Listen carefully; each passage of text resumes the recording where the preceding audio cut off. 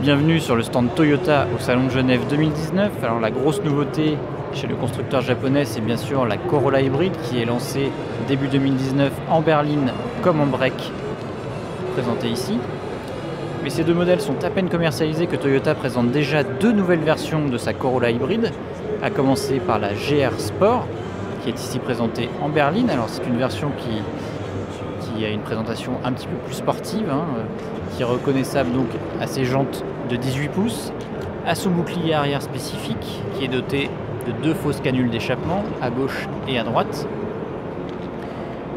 C'est une version qui récupère de série le toit Biton, qui est aussi disponible en option sur la Corolla hybride classique.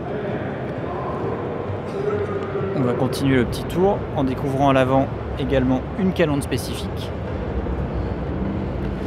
Et les dernières évolutions, elles sont à découvrir à l'intérieur. Alors malheureusement, l'habitacle est ici fermé. Je ne sais pas si on pourra apercevoir à travers le carreau les sièges spécifiques Biton avec des surpiqûres rouges.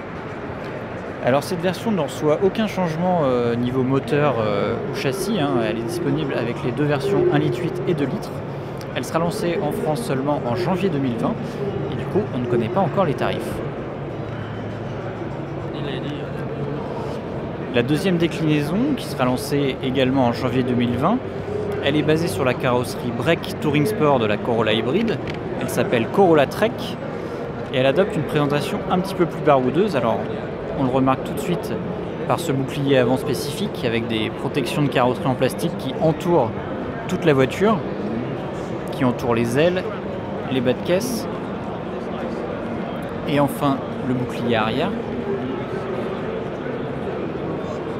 Alors pas de transmission intégrale au programme, même si la Corolla Trek adopte une garde-sol rehaussée de 20 mm. Les derniers changements sont à découvrir à l'intérieur, avec là aussi une sellerie spécifique, avec des coutures un petit peu plus marquées, et puis une sellerie Biton. Là encore, on ne connaît pas les tarifs de cette Corolla. Chez Toyota, on nous a déjà annoncé qu'elle ferait un petit peu moins de ventes que l'autre version qu'on vous a présentée juste avant, la GR Sport. Alors, on pourra vérifier tout ça à partir de l'année prochaine.